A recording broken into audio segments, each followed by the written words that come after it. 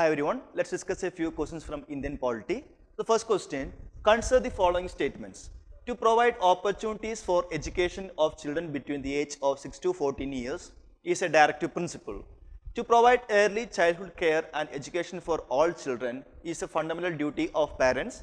Which of the above statements is or are correct? We have to find out if the statements are correct here. Okay. So see, regarding the first statement, to provide opportunities for education for children between age 6 to 14 years is a DP. It is said that it is a DP here. See, actually, this is a fundamental duty. See, hope you know that, first of all, through 42nd Constitutional Amendment Act, we have inserted a provision called fundamental duties under our constitution, right? So, at that time, 10 duties were inserted.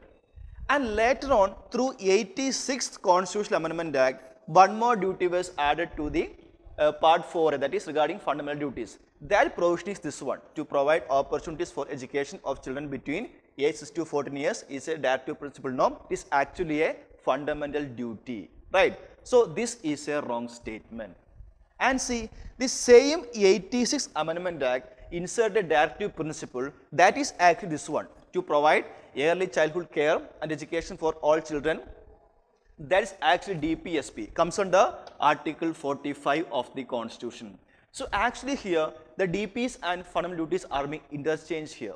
So you must take care that when you learn Indian polity, you must be thorough with fundamental rights, that is all the provisions of fundamental rights, all the provisions of directive principles, and all the provisions of fundamental duties, because these things can be asked interchangeably. So don't get confused. So here the both statements are wrongly given here. So answer is obviously that is neither one nor two.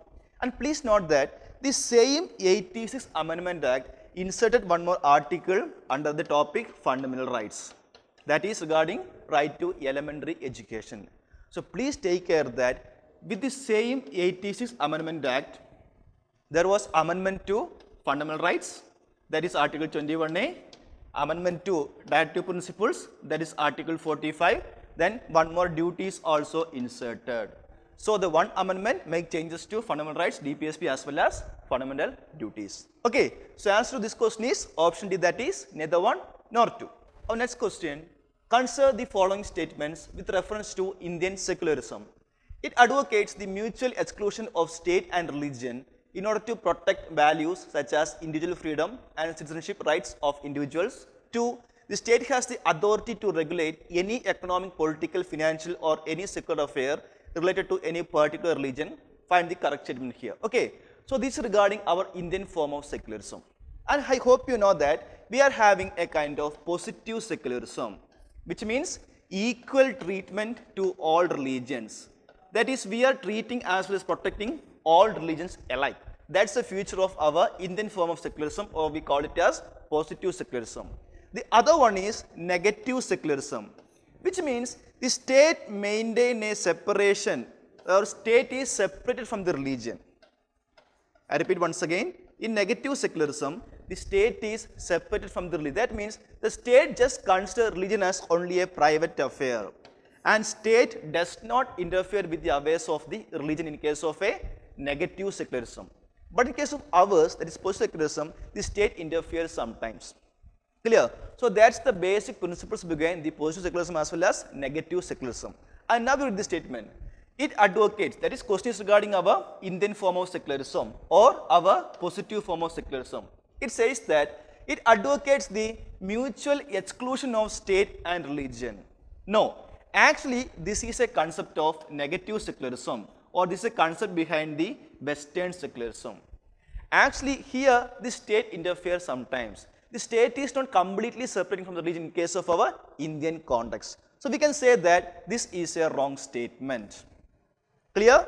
Regarding 2, the state has the authority to regulate any economic, political, financial or any secular affair related to any particular religion. Yeah, this is a right statement. See, even though our constitution guarantees Article 25 to 28, see, these fundamental rights are not absolute. These rights are not absolute, even though we are provided these rights under our part 3 of the constitution. Why? Because state can make certain kind of restrictions. I repeat once again, under our constitution, the state is permitted to make restrictions in the affairs of a religion. So on that matter, statement 2 is a correct statement here. So 1 is wrong, 2 is right here. Answer is option B, that is 2 only. Okay. Consider the following statements with reference to the Council of Ministers. The Council of Ministers is collectively responsible to the lower house of the Parliament. The ministers are individually responsible to the President of India. The Council of Ministers shall not exceed 15% of the total number of members of the House of People. Find out the correct statement.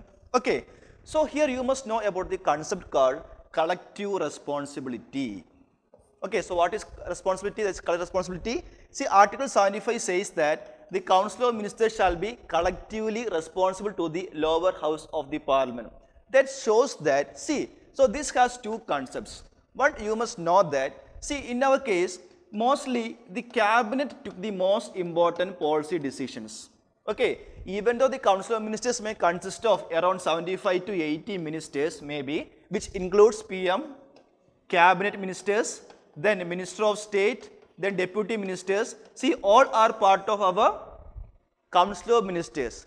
But majority of the time, the cabinet, that is the most powerful ministers, took all those important decisions. And please note that whatever decisions taken by the cabinet, it is binding on all members of the Council of Ministers. That is one of the meaning regarding to collective responsibility. Why? Because they are a team together. So they must work together. So that is why whatever the decisions taken by the cabinet is binding upon the entire Council of Ministers. And also you please note that if there is a no confidence motion, okay, that is showing the majority support of the government, if a no confidence motion is passed, the entire ministry must resign. The entire ministry, that is the entire Council of Ministers, must resign from office. Even if some ministers are from Rajya Sabha also, see, our ministers can be from either from Lok Sabha or Rajya Sabha, right? But see, this no confidence motion take place only in the Lok Sabha. Why? Because government must prove their majority only in the Lok Sabha, that is our lower house of the Parliament. So even if a no confidence motion is passed, the entire ministers must resign. So these are the meanings attached to the term collective responsibility, right?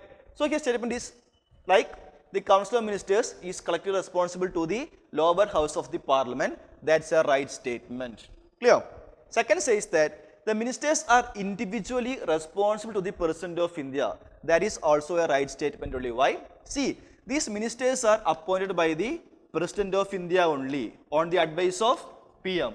So those ministers will be individually responsible to the President of India as well as collectively to the lower house of the Parliament only. That's our context. So 2 is also a right statement. And 3 says that the Council of Ministers shall not exceed 15% of the total number of members of the House of People. Yeah. Why means, see, through an amendment, that is through 91st Constitutional Amendment Act, our constitution made to decide that to put a limit on the number of Council of Ministers.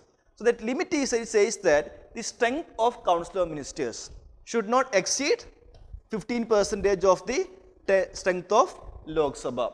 So this provision was added by 91st Constitutional Amendment Act. The same limitation on the size of Council of Ministers is also provided to the State Ministry as well. The same 15% strength of Legislative Assembly. That means in case of a state also, the maximum size of Council of Ministers should not exceed 15% of the strength of Legislative Assembly of that concerned state. Regarding states, there is a minimum number as well, but there must be minimum 12 ministers. For every state, there must be minimum 12 ministers and maximum shall not exceed 15% of the strength of Legislative Assembly of that respective state. Clear? And please note that this provision was added by 91st Constitutional Amendment Act. So here all the statements are right. So the answer is option D, that is 1, 2 and 3. Clear?